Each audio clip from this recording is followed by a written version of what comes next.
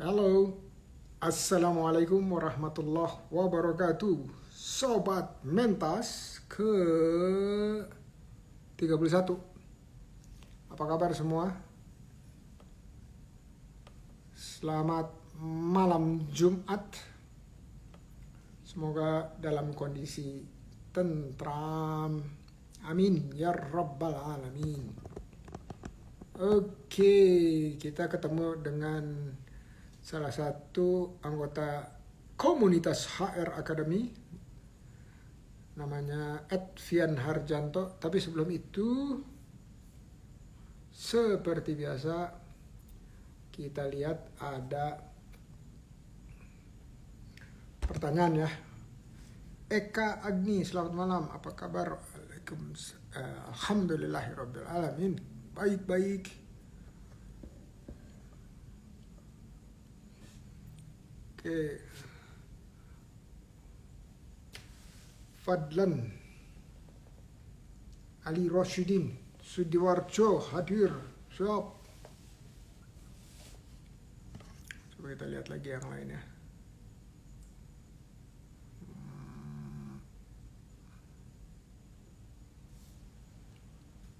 Oke.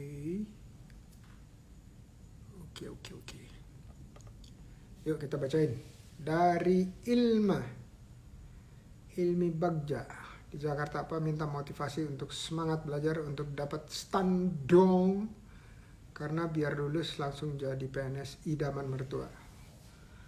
Amin ya rabbal alamin. Jangan lupa PNS itu sekarang namanya ASN. Jangan lupa lagi bahwa ASN yang maju itu yang punya mindset atau akar pikir kewirausahaan atau senantiasa berkreasi dan berinovasi. STAN itu sekolah keren. Lulus langsung menjadi ASN. Nah, jadi kuncinya adalah gimana kita menjadi bagian yang terpilih waktu seleksi masuk STAN. Ya, itu satu pola pikir, yaitu penghasilan kita didapat dari orang lain memberikan kita kerja, termasuk negara. Ya, orang lain yang memberikan kita kerja. Ada cara berpikir lain nggak selain itu, alternatifnya? Ada, namanya cipta kerja untuk diri sendiri agar penghasilan ke diri kita. Kalau yang satu kerja buat orang lain sehingga penghasilan diberikan oleh orang lain. Kalau yang alternatif akar pikir yang lain adalah kita cipta kerja buat kita sendiri agar mendatangkan penghasilan. Nah, tapi intinya apapun juga ujungnya adalah kita menjadi manusia yang produktif, yaitu manusia yang berpenghasilan. Saya selalu sampaikan, kenapa sih penghasilan itu nunggu kalau udah lulus? Kenapa nggak bisa dari sekarang? Banyak tuh mahasiswa yang saya dampingi yang sudah berpenghasilan. Jadilah generasi yang menciptakan kerja, bukan hanya sekedar mencari kerja. Semoga motivasinya menjadi inspirasi buat Ilma dan diterima oleh calon mertua. Amin ya rabbal alamin. Oke, terima kasih. Bumai, waalaikumsalam. Gimana kabarnya? Alhamdulillah, semoga sehat selalu. Amin, sama-sama. Helvi Hayati, selamat malam. Izin gabung, syur. Anissa Mesra, malam. Salam mesra and sehat selalu. Waalaikumsalam. Sony Muhammad, malam juga. Oke, kita lihat ya. Tamu kita itu nih, Bang Novian Harjanto. Udah ada belum ya? Kayaknya udah ada. Oke, berhenti berbagi dulu. Saya panggil langsung. Oke. Kok banyak.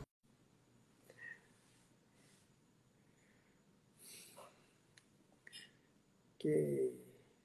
Ini enak juga nih kalau ada kopi. Selamat malam Bang Indra. Malam. Assalamualaikum Bang Fian. Alhamdulillahirrahmanirrahim. Waalaikumsalam warahmatullahi wabarakatuh. Bang Indra, ketemu lagi ya. Suara saya kedengeran nggak? Kedengaran banget Bang. Kenceng banget suaranya nih. Nah, Makin semangat ya. suaranya Bang Fian kayak jauh banget. Oh iya, sebentar tak deketin. Masih jauh ya? Masih pelan banget Ini ya suaranya? udah bagus. Mungkin handphonenya geser-geser dikit. Kadang-kadang suka ketutup itunya, Oh iya. mic-nya. Mas, tolong Mas. Mic-nya di pelan suaranya. Tes, cek sound. Masih pelan ya suaranya ya? Masih kecil. Masih kecil Mas, volume yang itu juga Mas. Apa? Barusan sih bagus ya, tadi yang kedua. Waktu habis baru maju mendekati handphone, bagus. Coba ini sudah ya volume. Kalau kayak gini gimana Bang? Kenceng ya? Pelan ya? Ini saya pegang nih begini. Coba pakai handsfree ya? Iya. Tes cek sound. Masih pelan ya? Coba deketin lagi. Ini udah deket banget. Cek tes. Masih pelan ya? Masih. Coba saya cabut dulu deh. Dicabut dulu dipasang lagi.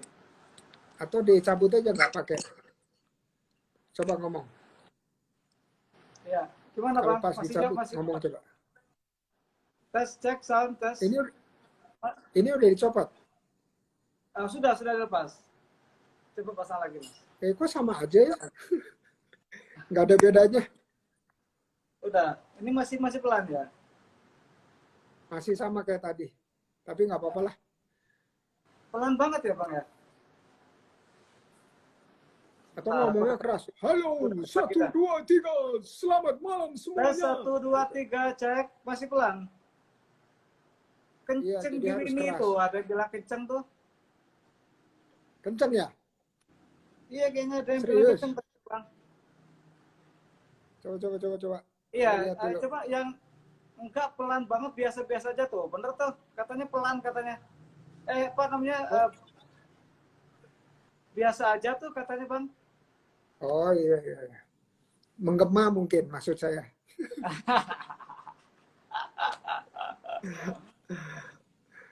Oke, kita mulai ya. Oke, selamat datang di Mentas. Berarti kalau muncul di Mentas itu artinya 3 periode berturut-turut terakhir usahanya, omsetnya naik dan naik lagi gitu. 3 periode ya ternyata ya, luar biasa. Jadi saya ucapkan selamat dulu ya, karena 3 periode atau 3 bulan berturut-turut naik terus. Ini terakhir kita ngobras tuh kapan ya? Sebentar. Ngobras itu bulan apa ya sama Mas Maulana Wiga waktu itu Bang? Bentar. Oh, Winnie. Coba kita lihat. Winnie sudah kasih data belum? Alhamdulillah. Bentar. Ini usahanya udah lama banget ya ternyata. Sebenarnya kalau dari keluarga lumayan sih, Bang. Cuman kalau saya pribadi sih emang dari tahun 2008. Jadi kita take over tuh dari tahun 2008. Oke. Oh ternyata Winnie belum nulis. Kapan Win? Ngendi terakhir Bentar ya, saya medalion ini di Bali, betul ya? Iya, di Bali. Kita tuan rumah KTT G20. Wah, sekarang lagi naik daun dong. Wah, alhamdulillah. Pokoknya luar biasa nih KTT G20 ini. Kita sebagai warga di sini sangat support banget, sangat mendukung sekali pokoknya. Karena Indonesia menjadi sorotan dunia saat ini, Bang. Jadi kita wajib untuk bersama-sama mensukseskan acara ini. Amin Memang ya dampaknya Rabbal luar biasa. Alamin. Oke, tunggu. Saya lihat dulu nih. Lupa saya. Masih ingat nggak bulan apa tuh terakhir? Kalau nggak salah sih kalau nggak salah sekitar 7-8 bulan yang lalu kayaknya. Tunggu Sama bentar Mas ya. Maulana Wiga Saya waktu itu. ternyata, ya, saya belum nyolokin baterai, jadi baterainya barusan low. Bentar Oh ya, ya. ngomong-ngomong Prof Indra, congratulations ya untuk gelar profesornya ya. Waduh, luar biasa nih. Wow, itu bukan Mas, profesor itu pakai V, provokator. waduh, keren banget, luar biasa. Jadi Saya kalau itu, ada yang bilang profesor, kalau panggil prof udah bener. Kalau panggil profesor,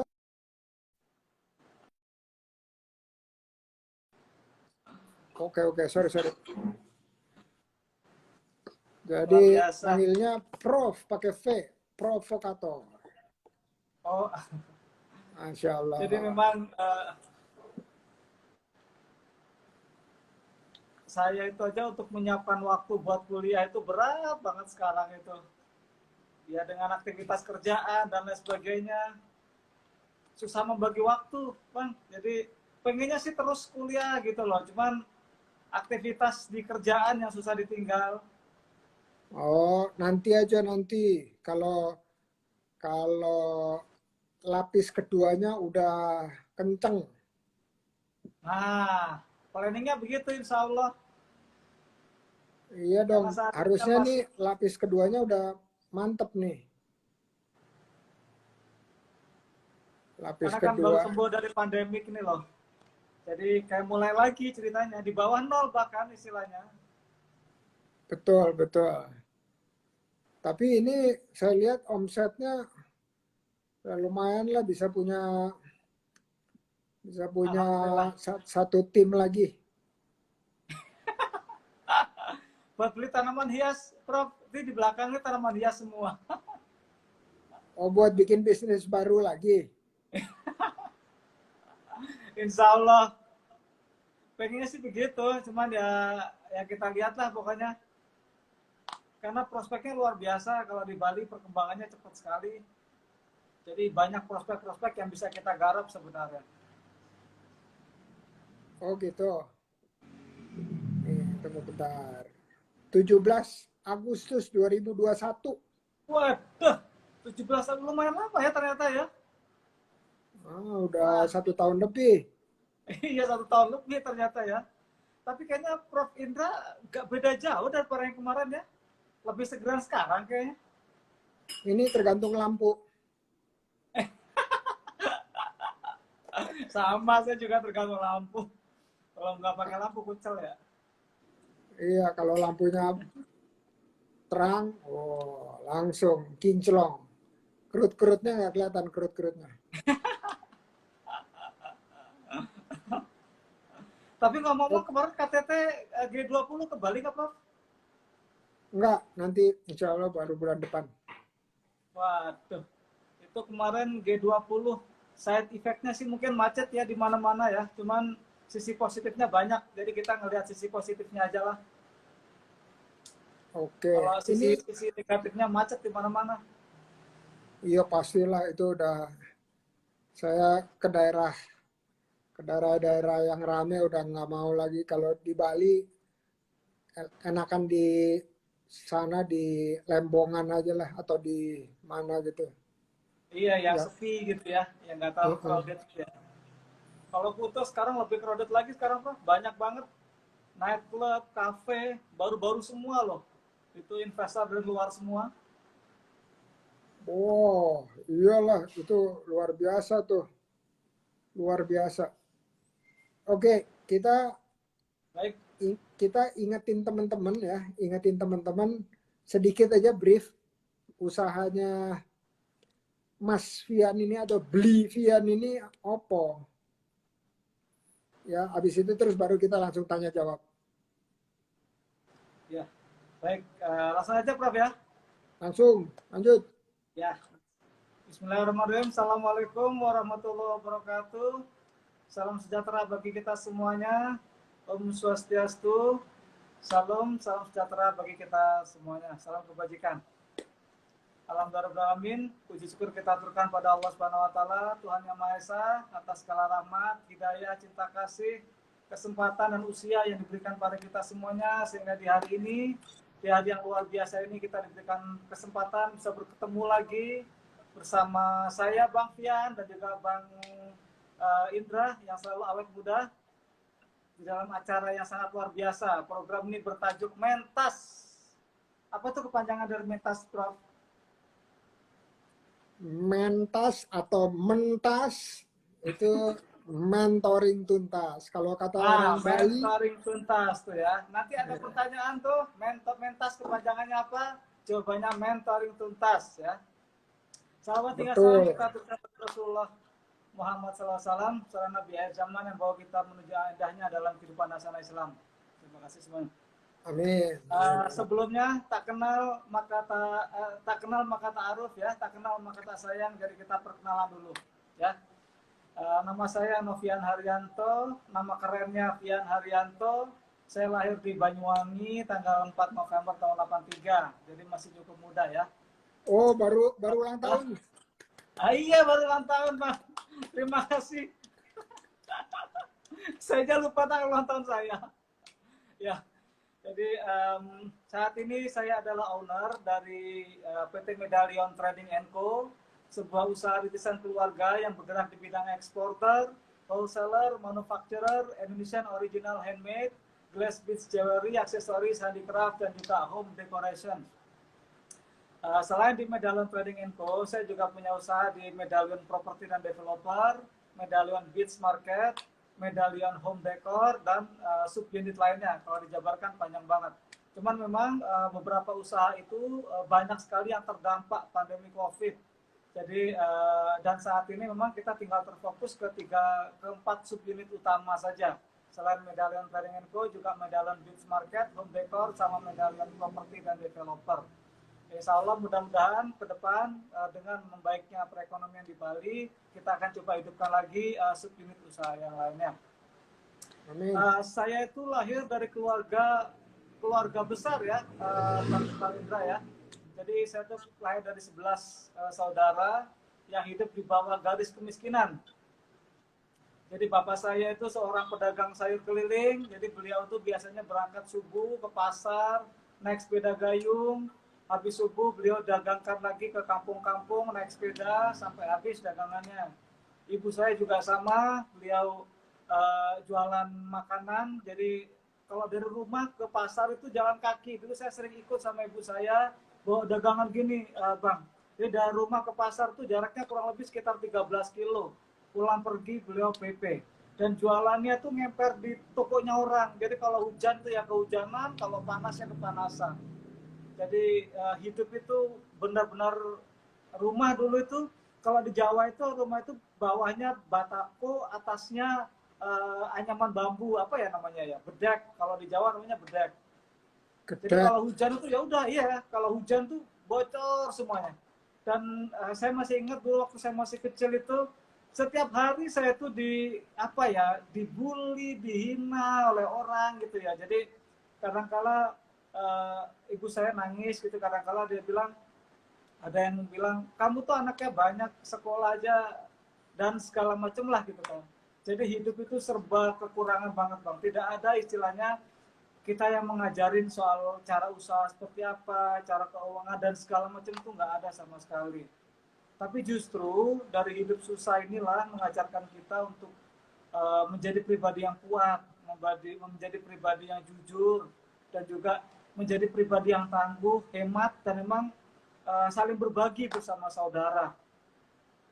Dan balik lagi ke Medallion Trading, jadi memang usaha ini adalah usaha rintisan keluarga, tapi bukan dari bapak, Bang. Jadi Medallion Trading itu dari kakak ipar justru. Jadi kakak ipar dulu punya toko namanya Kak Marjoni gitu kan. Jadi saya ikut kerja di sana, dan waktu itu saya berpikir ini usaha ini apa sih gitu loh. Maksudnya siapa sih yang mau beli barang-barang aneh-aneh begini? Jujur saya berpikir begitu waktu itu. Siapa sih mau beli barang-barang aneh begini gitu. Cuman ternyata begitu saya lihat market pasar seperti yang cukup bagus dan punya prospek-prospek yang memang menarik, dan memang produk ini kan original, makanya dari situlah saya coba fokuskan gitu loh.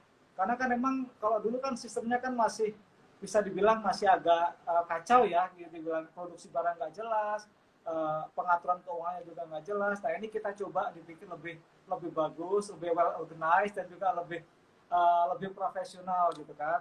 Dan kita coba perkenalkan ke pasar internasional. Jadi saya ingat dulu waktu saya buka toko di tahun 2008, waktu take over buka toko sendiri gitu ya. Jadi saya waktu itu selama 2 tahun saya buka, nggak sampai sih setahun sekian lah, setahun setengah saya buka, itu marketnya sepi banget, Bang Indra, sepi. Saya bilang karena kita nggak beda jauh dengan toko-toko lain gitu. Cuma teman saya bilang, Mas coba aja ikut pameran. Waktu itu namanya PRJ sebelum jadi Jakarta Fair, dulu namanya PRJ, masih Pekan Raya Jakarta di Kemayoran itu. Nah saya ikut ke sana. Saya ingat waktu itu, jadi tahun pertama saya ikut itu, aduh sepi banget, sepi, nggak ada pembeli sama sekali. Terus saya pulang ya, pokoknya bisa buat tiket pesawat sudah. Jangan tanya dah saya tidur di mana, jangan tanya saya makan apa, pokoknya ngenes. Terus tahun berikutnya saya coba ikut lagi. Kok nggak ada suaranya ya? Jelas Ada. Ada. Makan nasi. Yang penting makan nasi. Nah, tahun berikutnya coba saya ikut pameran lagi deh tahun berikutnya. Nah, sama Bang, jadi saya ikut pameran di Jakarta tuh 3 kali saya, tiga-tiganya gagal semuanya, tiga-tiganya nggak ada yang memberikan profit yang berarti. Akhirnya saya bilang ke teman saya, ya sudahlah saya stop aja lah usaha beginian, saya nggak mau. Sudah saya stop, saya bilang gitu. Terus ada teman saya yang dia punya kerja agensi, di Bali kan emang banyak ya agensi-agensi buat ekspor. Dia bilang gini, Mas, kalau sampean usaha sampean ini nggak dihargai di market Indonesia, coba ikut ke market luar negeri. Saya bilang saya nggak mau, saya bilang gitu. Waktu itu ada pameran di Hong Kong, Bang. Jadi saya manggilnya Bang apa Prof ya yang enak ya? Kalau Bang jadi lebih muda, kalau dua-duanya, tapi jangan dibalik. Bang, Prof Bang, kalau Prof Bang itu susah. Prof Bang. Nggak, maksudnya kalau Bang kan kesannya kayak muda gitu kan ya? Gak popo. Ya wes, lanjut ya. Nah, ini cerita nih, seru banget soalnya ceritanya nih. Jadi waktu itu saya nggak punya uang sama sekali. Waktu saya cek itu pameran itu kalau nggak salah biayanya itu sekitar hampir 10 jutaan lah, sekitar 85 US dollar kalau nggak salah. 85 US dollar kita beli standnya di situ, dapat stand yang ecek-ecek itu pokoknya. Terus saya nggak punya uang, belum tiketnya ke Hong Kong, PP udah berapa, di sana mau ngapain, makan apa gitu kan. Nah teman saya dia bilang, ya udah Mas gini aja, untuk acaranya di sana itu saya yang bayar, dan tinggal beli tiketnya aja sampean. Waktu itu jujur saya sampai pinjam uang ke istri saya ke kantor untuk ngebeliin tiket lah gitu loh, ngebeliin tiket. Akhirnya saya jalan, saya nggak ngerti itu. Pokoknya saya jalan, ya Allah, subhanallah. Yang namanya Hong Kong International Art and Craft Festival waktu itu, kalau kita tahu PRJ kan besar tuh ya, PRJ kan besar Bang. Nah, itu Hong Kong itu kalau nggak salah, kalau nggak 5-7 kali lipat lebih gede daripada PRJ. Itu kalau kita jalan-jalan ke setiap standnya kita 5 menit, 10 menit lah ya. Kayaknya 2 hari baru habis itu kayaknya. Banyak. Iya, pokoknya banyak. Dan tahu nggak, dari semua stand yang saya lihat itu, yang dari Indonesia itu bisa dihitung dengan jari. Oke lah, jari tangan sama jari kaki. Itu itu kalau misalkan nih 20-nya dari Indonesia ya, dari sekian ribu peserta itu, yang sisanya yang separuh itu pemain batik, yang manakala waktu itu ya, waktu itu apa namanya, batik itu kan sudah banyak yang mati ya, karena kan kalah dengan produk-produk dari Cina waktu itu. Jadi yang dari Bali itu hanya beberapa aja, kalau nggak salah 7. Kalau saya mau nyebutin tuh beberapa nama, jangan deh takutnya ikut live lagi. Beberapa itu ya, dan satu usaha itu ownernya orang Spanyol, satu lagi ownernya orang Cina, satu lagi ownernya orang Prancis, satu lagi ownernya orang Turki. Yang dari Bali yang asli Indonesia itu cuma saya aja, Bang. Cuman medalian trading aja waktu itu. Padahal produk yang dijual oleh mereka ini adalah produk kerajinan Bali loh. Lalu pertanyaannya, kemana masyarakat saat ada expo begini, gitu ya? Dan itu di situ benar-benar pikiran saya terbuka banget bahwasannya ternyata memang produk kerajinan tangan Indonesia itu keren-keren, asli. Dan itu kalau kita lihat dibandingkan dengan produk yang lain, karena emang tuan rumahnya kan China mainland ya, jadi dia paling banyak dari Cina itu. Dan itu kuantitinya kan harus besar kalau beli. Dan kalau kita bandingkan dengan produk Indonesia, produk kita asli nggak kalah. Dan disitulah saya ketemu dengan pemain besar dari AK Internasional, Patagonia, terus Little China, apa bukan Patagonia, terus Teora dan berbagai uh, merek-merek lainnya lah. Di situ saya ketemu, saya diminta, itu IG-nya kita ya. Iya, Itu betul. customer kita. Nah, kita Oh, diminta untuk apa namanya, memberikan sampel buat mereka gitu kan. Dan begitu di sana saya ketemu dengan pemain besar namanya Jacqueline Masias Fabre, itu dari Meksiko. Dan disitulah komunikasi kita jalan. Saya bikinkan sampel sama mereka, dan di bulan pertama itu pula orderan langsung masuk, Bang. Dan di situ jadi statistik kita tuh dari awalnya begini, tiba-tiba langsung begini. Benar-benar itu langsung cepet banget naik. Karena memang ternyata produk glass beads ini itu originalnya kan sebenarnya kan bukan dari Indonesia, tapi dari Meksiko. Cuman desain itu jauh lebih unik yang dibikin di sini gitu loh. Dan dari situlah saya percaya diri untuk kita harus bawa produk ini ke tingkat internasional. Dan semenjak itu saya kerjasama dengan beberapa merek-merek itu untuk produk kita. Kalau zaman sekarang mungkin influencer lah ya. Kalau zaman dulu kan kita kan nggak tahu itu influencer atau gimana. Diikutkan ke Paris Fashion Week, diikutkan ke berbagai macam event lah, di Tokyo juga sama. Dan itu saya kasih free, silakan Anda pakai, tidak apa-apa. Terus nanti kita paling cuma dapat database apa foto-fotonya itu aja, sama mungkin beberapa data customer. Dan dari situlah kita benar-benar sangat diminatin, dan ternyata memang justru belajarnya di situ gitu. Jadi kalau ternyata emang customer itu nggak masalah soal harga, kalau terpaut sedikit, asalkan kualitasnya bagus, desainnya up to date. Dan alhamdulillah sampai saat ini kita bisa bertahan ya, setelah apa namanya 43 tahun dari zaman dulu sampai saat ini. Dan kita sekarang itu sudah merambah ke market online ya, marketplace di platform yang orange itu dan lain sebagainya, itu kita punya semuanya. Luar biasa. Masya Allah, Masya Allah. Alhamdulillah. Oke, jadi teman-teman tadi udah lihat nih ya kerajinannya nih tuh. Tuh, Itu satu ini produk itu bikinnya 3 hari itu, Bang. ini Satu apa nih? produk itu 3 hari tuh. Itu home decor. Jadi memang produk yang ada di Medallion Trading itu adalah 100% kerajinan tangan asli masyarakat Indonesia yang memang kita bikin di gudang kita sendiri, Bang. Jadi seluruh barang itu kita bikin di gudang kita sendiri. Ini Tidak ada apa nih? satu Besek, barang pun yang kita bikin di besek. luar. Ini apa nih? Besek ya, besek. Iya, emang itu basic. Itu Jujur saya nggak tahu bahasa Inggrisnya apa sebenarnya.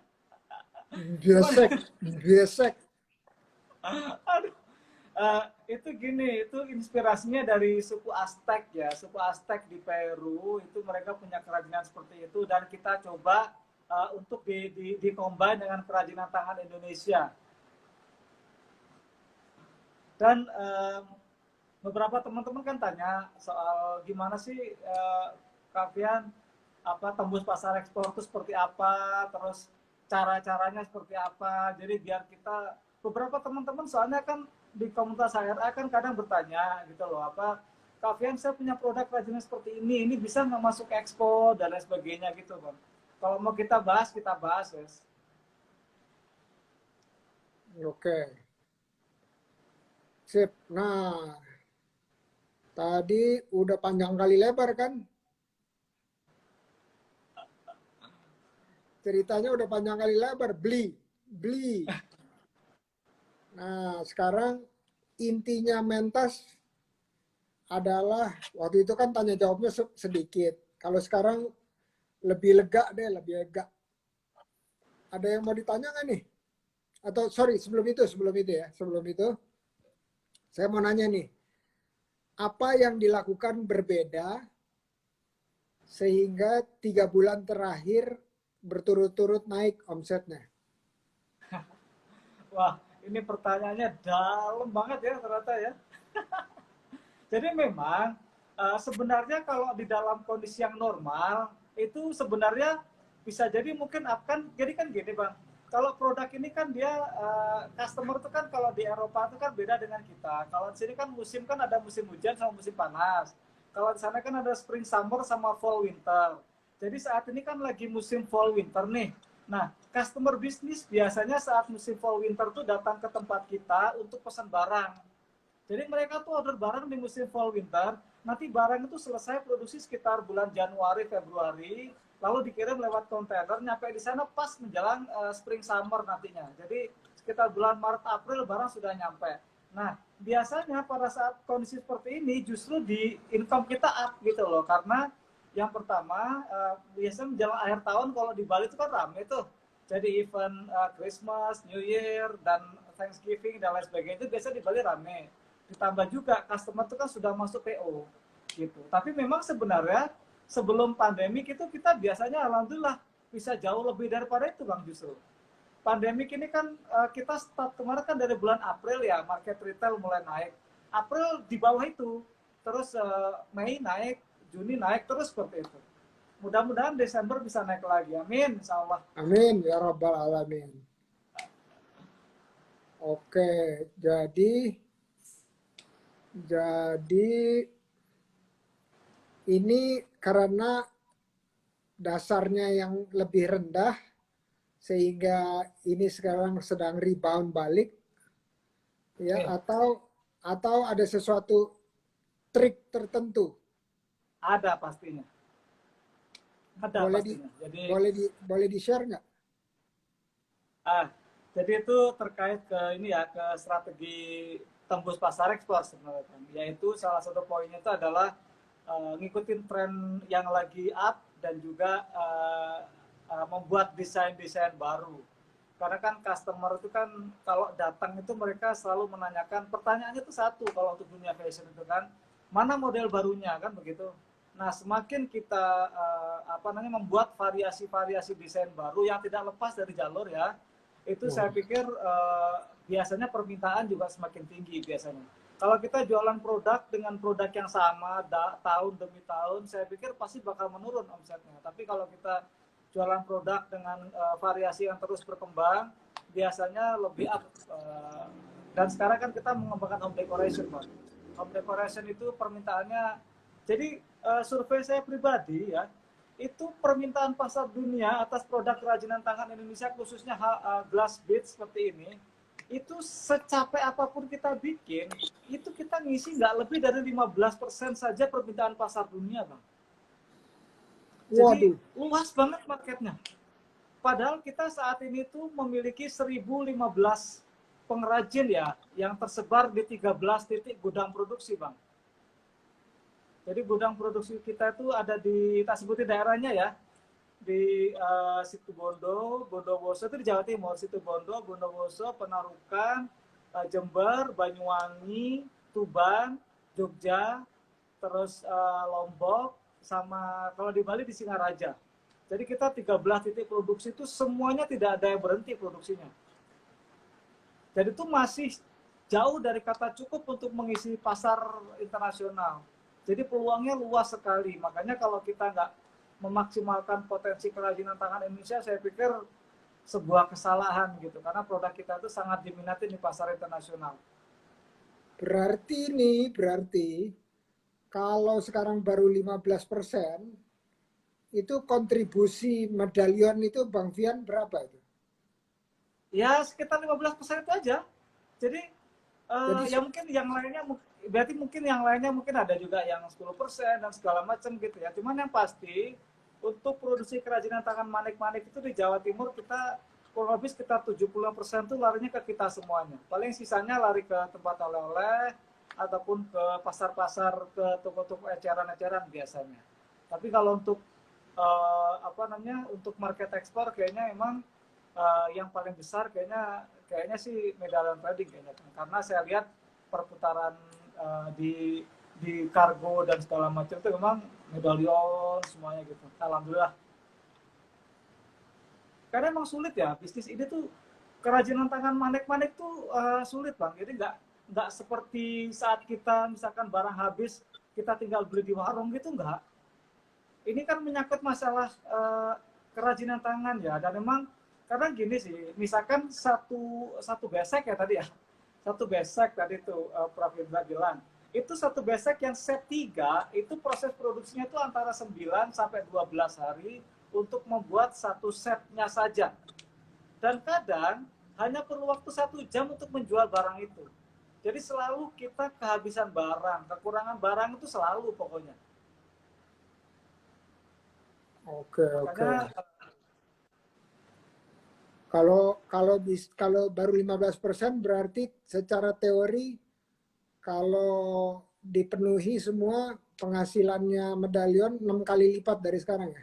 waduh, nggak tahu ya, nggak tahu deh pokoknya, nggak pernah ngitung, nggak pernah membayangkan sih. Kita segini aja sudah alhamdulillah banget, sudah kewalahan Alhamdulillah. kita sebenarnya karena pengrajinnya ini loh. Kesulitannya kita, waktu itu saya sempat ditanyakan sama Pak Menteri ya, Pak Teten Mas Duki kan, apa namanya, kenapa nggak menambah pengrajin gitu kan, atau mungkin kenapa nggak membuka lapangan kerja yang luas buat bisnis ini dan segala macam gitu.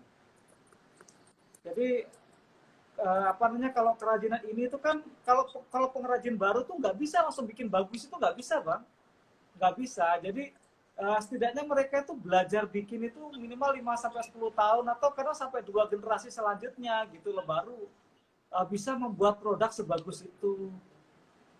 Oke, oke. Berarti Ya, berarti harus punya akademinya dong. iya harus punya akademi, akademi menjahit manik-manik gitu ya.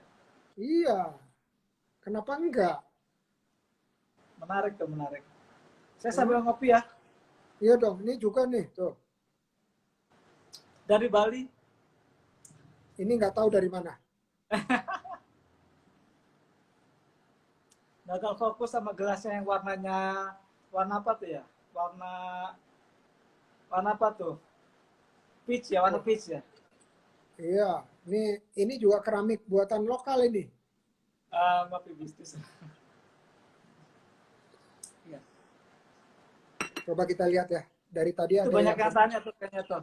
Banyak yang tanya. Silakan oh iya, kalau iya. mau yang tanya silakan aja.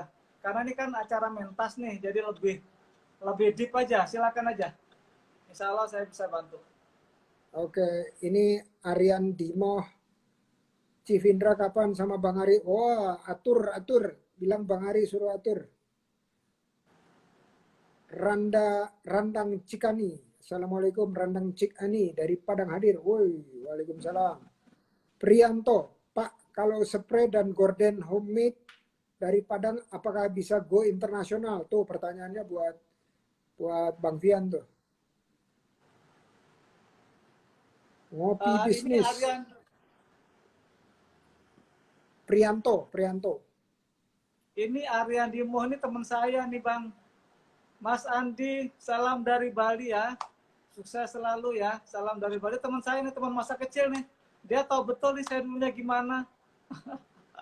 Mas Masya Andi ini Allah. senior saya nih. Ini Randang Cikani Padang. Assalamualaikum Randang Cikani. Oh ya, waalaikumsalam. Ciani ya. Waduh dari Padang jauh-jauh ya. Dari Padang ke Bali dan ke Jakarta luar biasa. Kita ketemu di momen di Mimbar Mentas luar biasa. Ini yang tanya good luck Pak Indra, siap sama-sama Mas Prianto. Pak kalau spray dan gorden homemade dari Padang apakah bisa go internasional? Bisa banget Pak Prianto, bisa banget. Jadi gini, ini termasuk strategi ya. Jadi kalau di dalam salah satu poin strategi tembus pasar ekspor itu, pertama Pak, langsung tak jawab aja atau gimana Abang? Oke, siap. Jadi pertama kita lihat dulu soal material yang dipakai dulu deh. Material yang dipakai itu apa gitu loh. Jadi kadang ada beberapa negara yang dia nggak memperbolehkan memakai bahan-bahan tertentu, khususnya kayak misalkan kain kan ada misalkan mungkin tinta ataupun yang lukis gitu kan yang kadang nggak bisa masuk ke pasar ekspor. Kalau misalkan memang itu sudah memenuhi standar, nah kita lihat untuk ininya, kita cek pasar dulu. Nah ini yang ini nyambung ke ini ya, nyambung ke strategi market ya.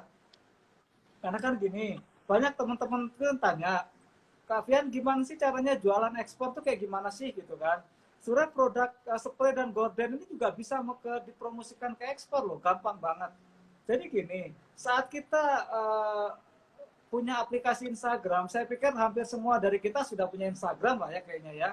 Saat kita ngambil foto produk kita, lalu diposting di Instagram, misalkan nih hashtag apa namanya bed cover, hashtag bed cover homemade, bed cover Padang dan segala macam.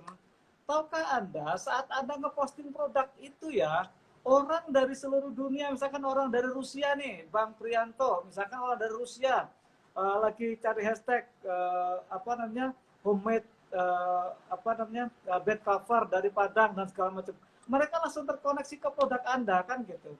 Artinya apa? Anda sudah melakukan marketing luar negeri sudah gitu loh. Segampang itu sebenarnya.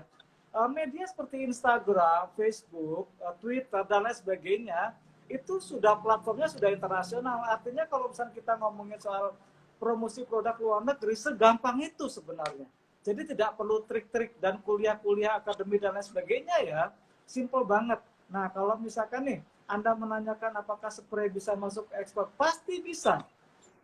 Lalu yang banyak orang pada bingung, Bang, itu cara pengirimannya gimana, Bang? Saya kan susah, bla bla bla.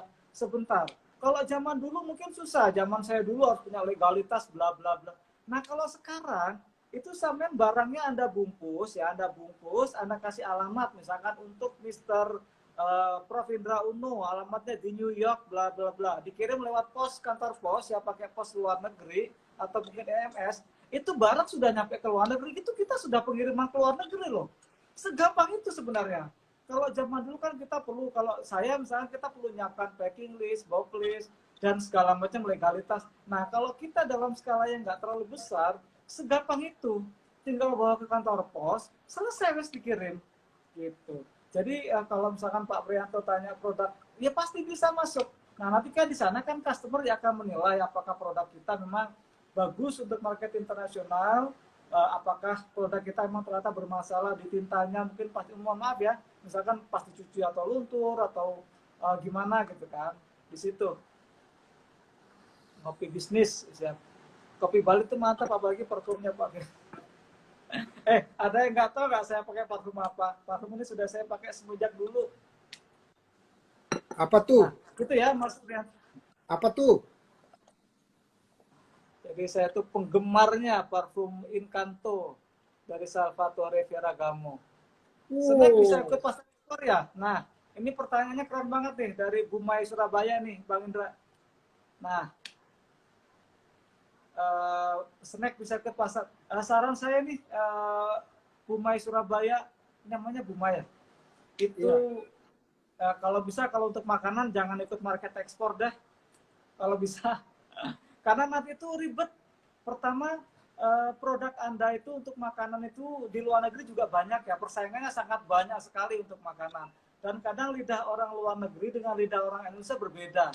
Kadang ada teman-teman kita yang jualan serundeng, apa segala macam. Saya bilang, dan juga kalau untuk market luar negeri itu, perizinannya itu panjang untuk makanan gitu. Jadi, makanan itu nanti ada, ya mungkin kalau untuk lokal-lokal mungkin kayak halal dan segala macam lah, izin segala macamnya itu. Kalau di luar negeri juga ada regulasi yang lain. Saya kurang paham sih kalau untuk makanan, cuman saran saya untuk makanan nih, untuk snack nih Bu Mai, market Indonesia aja sudah luas banget kok. Jadi sama kejar makan, apalagi nanti dibagi ke kita ya, Bang Indra ya. Wah, kita bakal endorse kan ya, sambil Di ngopi. sini di Alah, sini lagi nyimak nih, lagi nyimak Mbak Dini. Mbak Dini itu produknya makanan siap saji, tapi dia oh, kirim ke negeri jiran, ya ke negeri-negeri wah, tetangga. Tuh, Mbak Dini Amelia, coba lihat. Tuh ada wah. tuh. Nanti Mbak Dini monggo silakan bisa ngasih masukan tuh Mbak Dini tuh. Karena kalau untuk ekspor makanan saya kurang menguasai dan memang berdasarkan pengalaman dari teman-teman memang agak sulit ya untuk makanan ya. Tapi kalau emang bisa ya kenapa enggak kan begitu. Oh ini Ciani ini saya ikut HR Academy ternyata sejak 2018. Waduh Ciani salam dari Bali ya Ciani ya. Waduh luar biasa. Kapan ya saya bisa ke Padang ya? Ayolah, jangan Ayo Karajo terus, disegerakan. jangan Karajo terus. Karajo, Karajo. Nah Itu ini nih, uh, di Nia Amelia nih, kalau diferensiasinya kuat dan value produknya tinggi, sudah pasti bisa disukai no. Iya, memang uh, untuk makanan tuh memang kita punya, kalau misalnya produk kita, kadang-kadang kan gini, ada beberapa teman-teman itu yang punya produk pisang, pisang, pisang, keripik pisang ya, itu kan kadang diferensiasinya kan kurang terlalu uh, apa ya, kurang terlalu spesifik gitu loh maksudnya. Jadi mungkin persaingannya sangat banyak di rasa itu gitu loh. nih, Mantap Pak Prian. Ya, jadi saran saya untuk Pak Prianto, saran saya sih ini Pak, samen marketing ke sosial media lah, ke Instagram, bikin foto yang bagus, terus pakai hashtag ya, karena IG itu paling bagus itu. Nah itu Pasmina itu Pasmina ini tau nggak? Pasmina ini bikinnya Jember loh. Jember Jawa Timur tuh yang bikin. Itu sudah di endorse sama berbagai macam merek. Alhamdulillah. Nah itu luar biasa, kita berterima kasih banget sama teman-teman yang memang sangat ngebantu. Itu batiknya batik Pekalongan, Bang Indra. ini Batiknya batik Pekalongan. Dan Pandoranya itu bukan Pandora yang real ya, karena Pandora yang real kan sangat mahal. Cuman kalau customer request bisa kita bikin pakai Pandora yang real. apa itu Oke, Pandora? sama-sama Bu Mai. Nanti kalau misalkan ini bisa tanya langsung aja nggak apa-apa. Wakeh Wah, iki, wakeh, banyak banget. wakeh tenan iki. Jadi kita jadi memang gini sebenarnya kalau kalau saya sih pribadi Bang Indra, Instagram itu kan sebagai toko ya kalau bagi kita ya, karena orang itu kan mencari referensi kita itu kan larinya kan ke Instagram sekarang itu dibandingkan website ya. Jadi saya pakai Instagram itu sebagai rumah dari produk-produk itu gitu loh. Jadi saat customer mencari produk itu ada di situ dan memang dibikin karusel lengkap di situ. Jadi kalau ada 10 foto yang bisa diposting di karosel langsung kita posting semuanya. Jadi memang seperti toko kedua lah bagi kita dan itu kan free. Saya pikir makanya wajib bagi kita, bagi teman-teman semuanya, bagi bapak ibu sekalian, bagi kakak sekalian, memang harus punya platform di sosial media karena memang saat ini kan dunia sosial media, apalagi kayak misalkan TikTok ya, uh, TikTok Shop itu sama Instagram Live. Kita sempat juga Instagram Live dan itu luar biasa banget. Wah ini nih siap minta alamatnya saya kirim. Bu Mai, terima kasih sebelumnya Bu Mai. Tuh Bang Indra dimintain alamat tuh. Ayo kasih, berani nggak? Ayo kasih dong. Buruan Pak Fian, kita tunggu di Padang. Waduh. Oh, Bu Mai ikut HRA juga ya. Ya Allah, salam kenal dari Bali, Bu Mai. Saya angkatan HRA tahun berapa ya? 2018 atau 2019 ya? Jadi, dan memang jujur Prof, saya pribadi gitu semenjak saya bergabung di teman-teman di AR Academy, terus di OKOC Indonesia gitu kan, di situ banyak sekali belajar. Dan pada saat mentoring pertama kita ketemu sama pementor-pementor yang dari OKOC, dan itu memberi kita banyak sekali pelajaran loh. Maksudnya dari sisi apa sih motivasi bisnis seperti apa, penempatan usaha kita seperti apa, strategi-strategi seperti branding, itu kan mainannya Bang Uci ya, Bang Sanusi ya, sampai sekarang saya nyimpan bajunya tuh.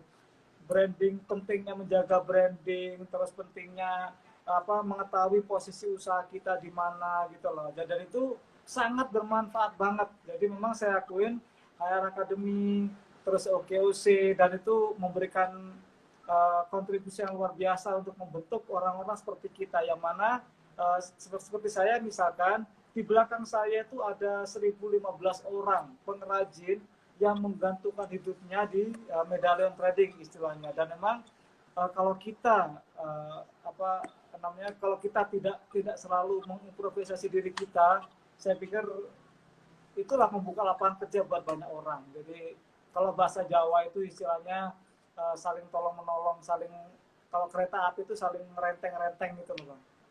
Renteng-renteng. Apa tuh namanya tuh? Makanya Sambung menyambung. sambung menyambung, nah itu dia tuh. Seperti kata digital, nah ini nih Kak Dini ya.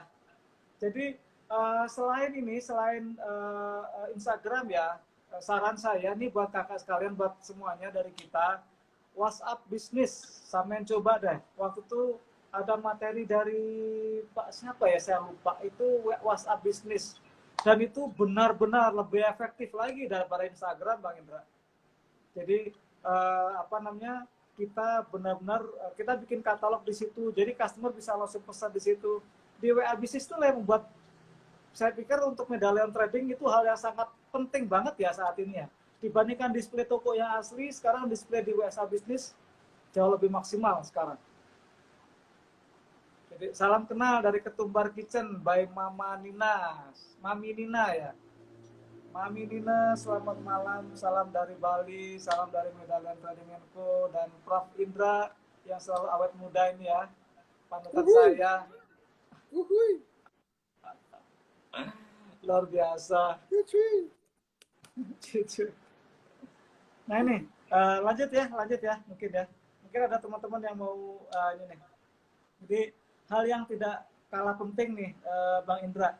Saat kita untuk usaha kita ya, kalau kita pengen scale up ya, hal yang tidak kalah penting itu yang pertama, itu kita punya tempat di marketplace. Jadi marketplace apakah yang logonya biru atau apakah yang logonya ya kita sebutin aja lah ya, Tokopedia ataupun Shopee ataupun di mana, itu kita harus punya. Karena apa? Referensi customer sekarang tuh mereka kalau beli barang itu pakai, kalau nggak Shopee, Tokopedia, Bukalapak dan lain sebagainya. Karena emang itu nggak bisa dipungkiri ya, perkembangan dunia teknologi itu membuat kita mungkin malas bergerak dan lain sebagainya. Jadinya ya orang pada belanja lewat itu, dan salah kalau kita tidak punya tempat di marketplace itu. Meskipun mungkin penjualannya nggak terlalu bagus, tapi tetap kita harus punya di situ. Lalu yang kedua itu menjaga rating di Google Review. Nah ini penting banget. Jadi zaman sekarang Google Review itu tidak hanya lagi sekedar, saya pernah Bang Indra, saya waktu itu kan ada liburan, ya, saya liburan ke Malaysia. Saya nginep di hotel yang, aduh, amit-amit ya, saya nggak mau menyebutkan hotelnya. Itu hotelnya tuh jauh beda dengan fotonya. Jadi fotonya tuh keren ya, kolam renangnya bagus dan segala macam. Begitu saya ke sana, itu poolnya kecil banget. Jadi dia ngambil sisi di mana kelihatannya kayak lebar dan lain sebagainya. Nah, dan juga apa namanya, hotelnya tuh kuno, bau apek dan segala macam lah ya. Akhirnya apa? Saya bikin review di situ.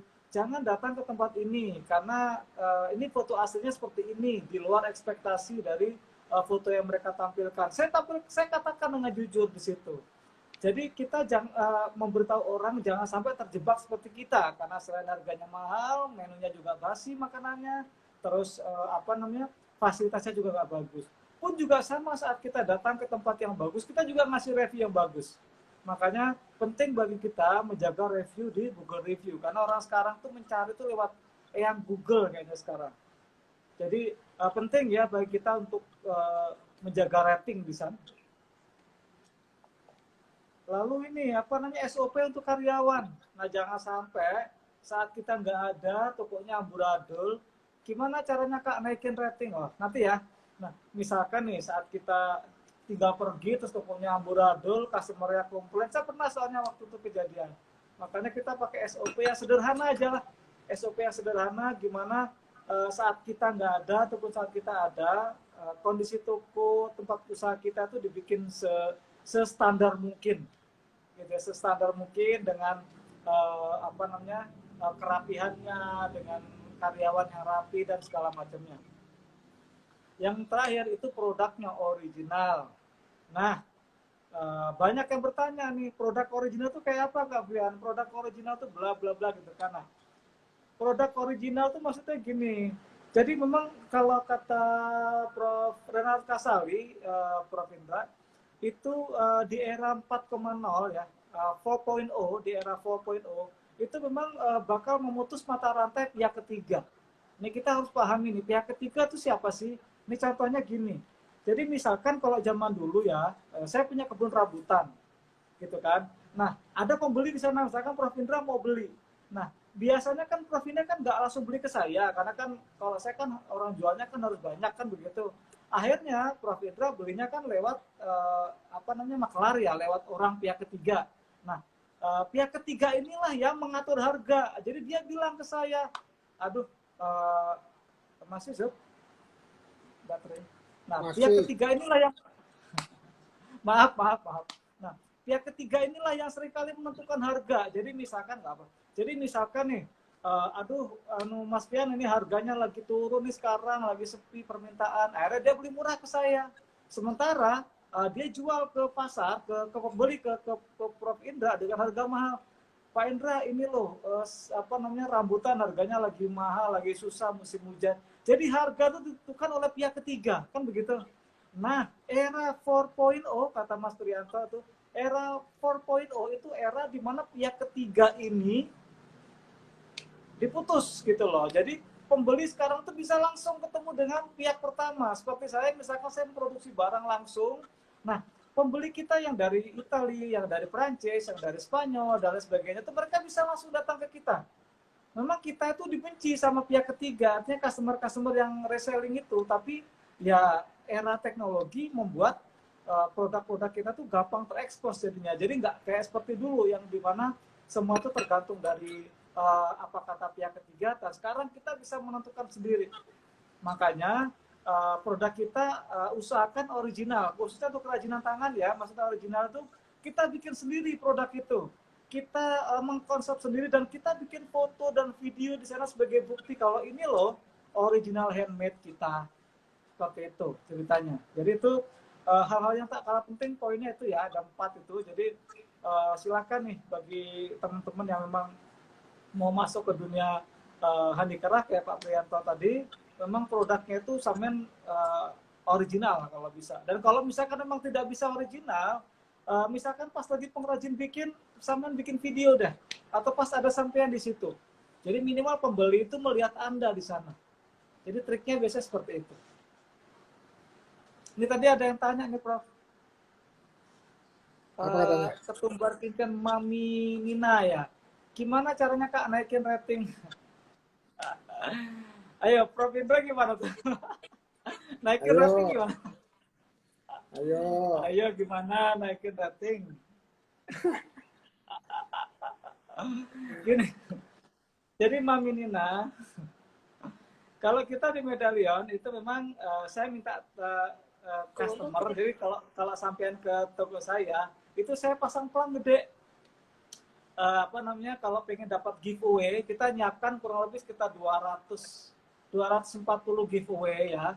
Giveaway itu investasi kita kalau nggak salah sekitar 5 jutaan lah untuk 240 parcel, nggak terlalu besar.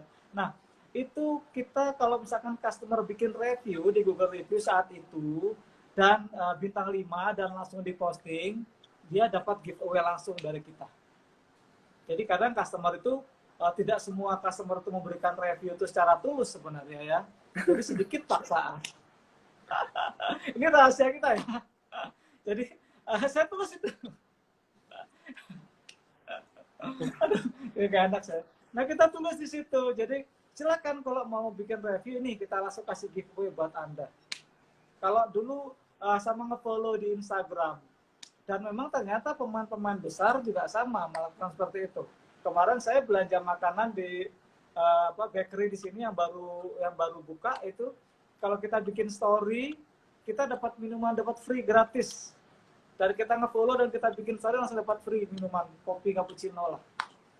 Jadi emang strateginya seperti itu, Mami Nina ya. Ada juga cara yang lain sih. Mungkin Anda bisa minta tolong keluarga. Misalkan nih kakak, adik, ponakan, bude, bule, saudara, tolong dong bikin review ke toko saya. Kan semuanya punya akun Google tuh.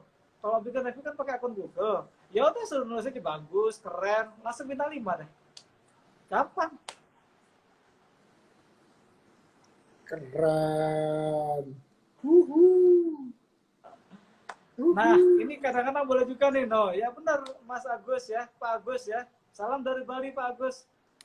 Jadi memang era digital itu membuat kita menjadi lebih kreatif dan juga membuat kita menjadi lebih lebih berani untuk tampil. Kalau zaman dulu mungkin kita terkungkung. Kalau kita mau marketing internasional, Pak Agus, dulu kita harus pakai agensi. Jadi agensi itu punya majalah internasional, sourcing Bali misalkan punya majalah. Nah, majalah ini dikasih ke customer kita, customernya gitu loh. Jadi kalau dapat pesanan masuk itu saya dapatnya dari agensi itu. Dulu kita mengembangkan di 11 ada 7 agensi dulu Bang Indra. Jadi mulai dari di Swansea, terus di Venesia, di Sardinia, Hungary, terus di beberapa negara lah gitu kan. Kalau sekarang enggak. Jadi kalau sekarang tuh langsung kita. Jadi memutus mata rantai agensi memang. Oke, mantap. Ngomong-ngomong kita udah apa iki? Udah lewat 5 menit dari waktu nih. Loh, cepet banget ya. Ya Allah, kopi belum habis nih. Prof. Indra, Iya. gimana?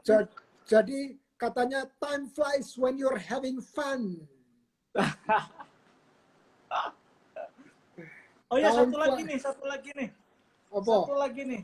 Ini saya sarankan buat Anda sekalian itu untuk hadir di Expo. Jadi nggak perlu harus ikut di pameran, tapi hadir saja. Kalau kita hadir di Expo, minimal kita punya gambaran. Oh, produk kita ternyata lebih bagus dari produk ini. Terus ternyata produk kita kayaknya kurang api dan segala macam. Dari Expo itu kita punya gambaran. Saya dulu waktu awal-awal terbuka pikiran itu kan dari Expo di Hong Kong waktu itu. Dan alhamdulillah itu life changing banget pokoknya. Alhamdulillah banget pokoknya. Puji Tuhan pokoknya. Itu game changer namanya. Game changer. Oh iya, game changer. Game changer itu jenenge game changer. Oke. Nah, kita sebelum kalimat atau pesan-pesan penutup dari Bang Fian, ada nggak satu pertanyaan Bang Fian buat saya? Waduh, ini nih, saya tuh terus terang salut sama Bang Indra, bagaimana caranya dengan segala kesibukannya ini bisa tetap fokus ke tadinya itu loh.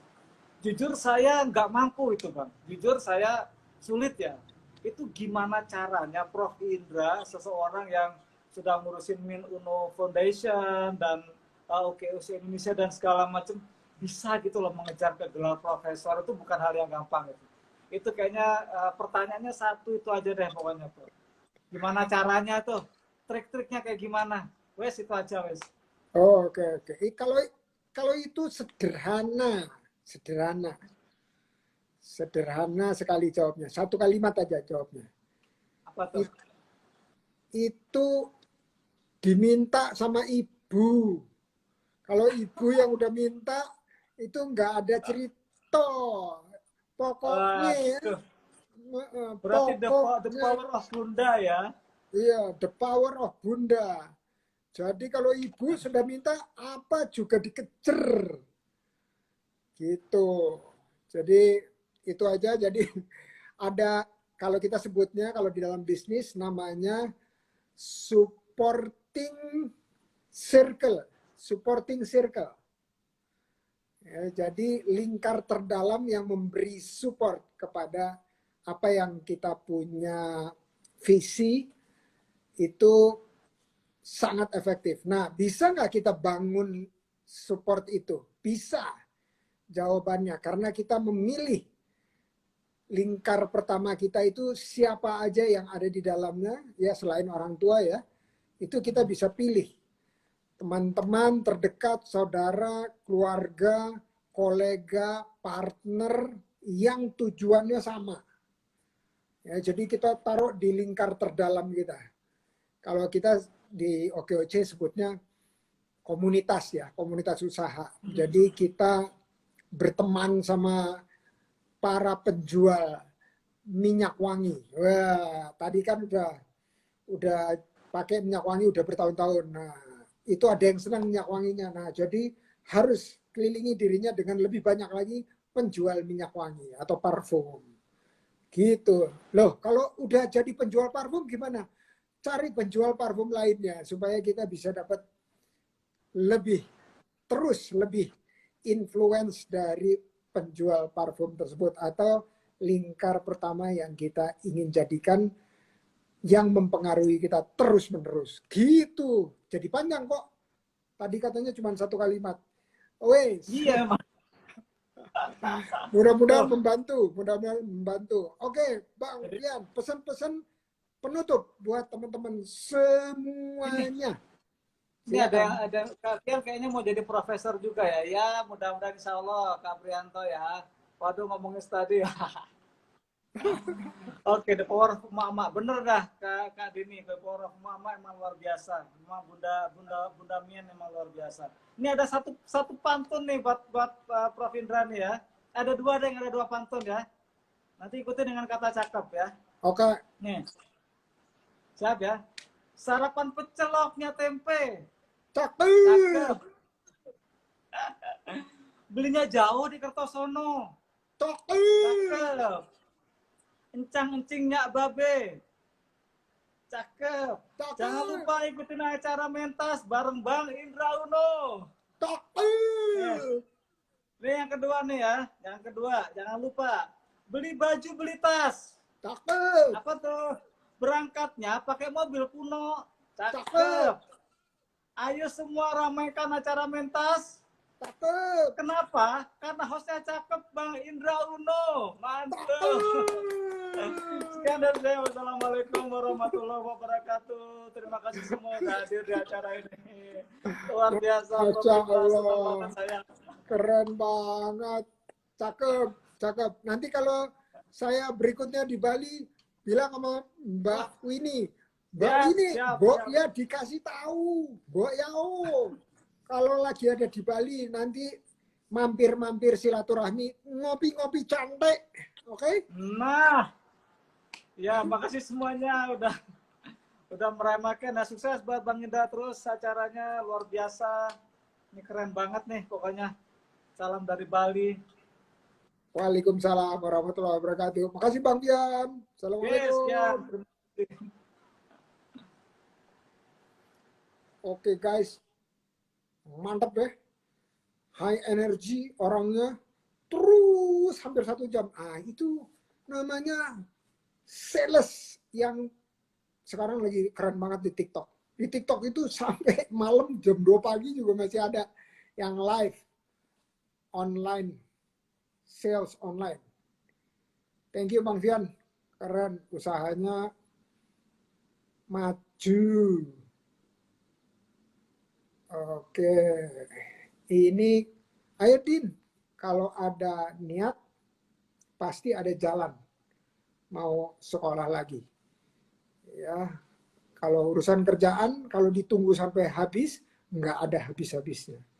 Maka itu harus bangun teamwork yang oke supaya kita bisa delegasikan. Kalau mereka salah gimana? Nggak apa-apa, namanya juga learning. Masa learning nggak ada salahnya? Oke, teman-teman, sampai jumpa di acara live IG berikutnya. Loh, ini baru ada yang muncul nih dari Cirebon. Dari Cirebon baru muncul. Oh, apa katanya? Mau tahu kenapa program? Umi Emah endorse terus nih Umi Emah. Jadi orang baca buku papanya. Garis besarnya ayah dan ibunda Prof adalah orang tua yang nggak berhenti berikhtiar untuk mengantar putra-putranya jadi warang-warang, warang-warang. Masya Allah. Oke, makasih semuanya. Ketumbar Kitchen by Mami Nina, Agus SWT, Umi Emma, Din, TikTok dong. Oh iya betul, TikTok cuy. Itu saya bingung loh. Itu berarti kan pasarnya time zone-nya berbeda 24 jam. Keren tuh.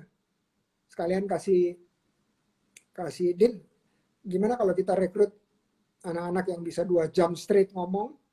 Itu berarti 2 kali, berarti perlu 12 orang ngomong di TikTok kita. Terus jualan. Gimana? Setuju nggak?